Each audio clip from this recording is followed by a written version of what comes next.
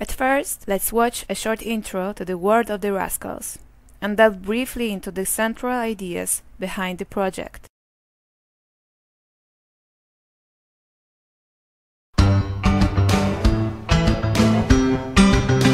W Pluszakowie, niech się o tym każdy dowie. Pluszaki bawią, pluszaki broją, pluszaki psocą.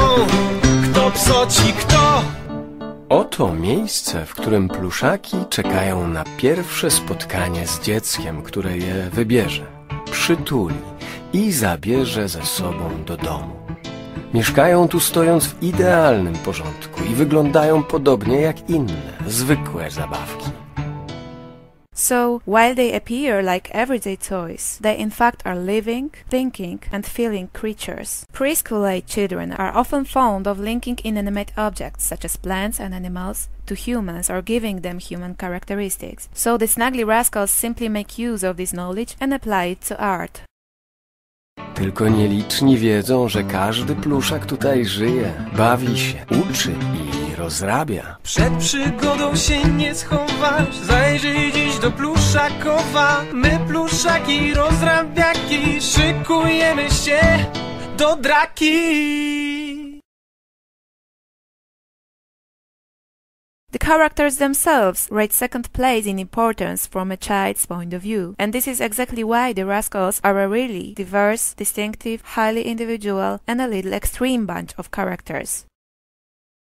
Now I have set myself the challenge of introducing each character in just 2 words. I should add that we have a real cross-section of society here, so here goes. First off, the exalted and somewhat effusive Princess Lady Fluff. Och, jestem Pusia. Next up, Spike, the go-getting troublemaker and adventurer. No, wreszcie jesteś! Idziemy! Scratchy, a bit of a wise guy, or should I say gull, who rather unfortunately is always right. Nie wiem, czy wiesz, ale ja znam Pluszakowo najlepiej. Patch is our very own representative for attention deficit hyperactivity disorder, I mean ADHD.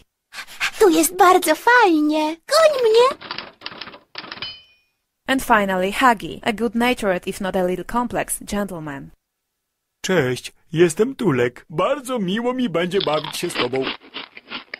The characters' identities are also made clear in the magazine's pull-out double pages. So technical projects like plans for building a rocket and DIY indicate we are at Spike's place. Pink hearts, small clouds and sense-based games show we are in Lady Fluff's domain. A bit of mess and a splattering of clues hot on the trail of some adventure or another let us know we are in a Spots patch. Each one of the characters may be our guide if we choose them.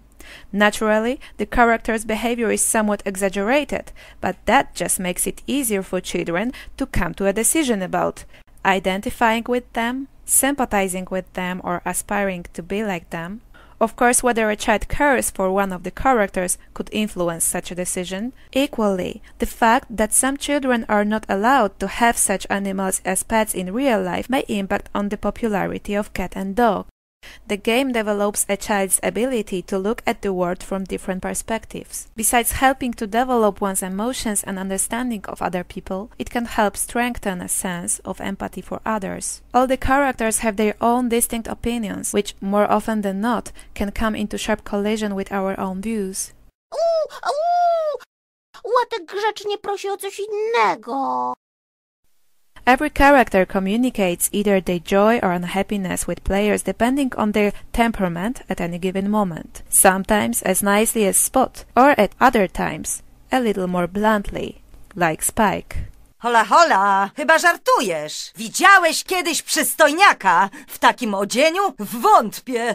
The kind of whining we come across in the game serves to reverse the usual roles played by parent and child, as now it is the child who needs to choose which clothes to dress the character in. There is a chance, however, to turn the situation around, and not only in the case of clothes, but also with such tricky issues as arranging child's room. If we choose something that doesn't suit a character's taste, for example, an inappropriate color. Człowieku, nie rób mi tego! I should point out, true that the game focuses on predominantly positive statements. The previous examples were introduced only for the purpose of illustration. Our games motivate children towards positive behavior and support parents in raising their children largely thanks to the use of fables.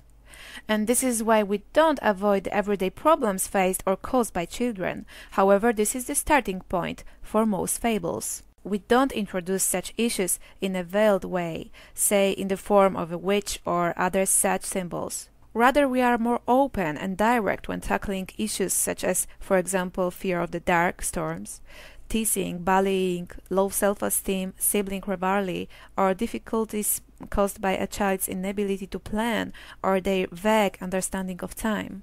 Above all, the game does not dispute that such problems exist, as others often do.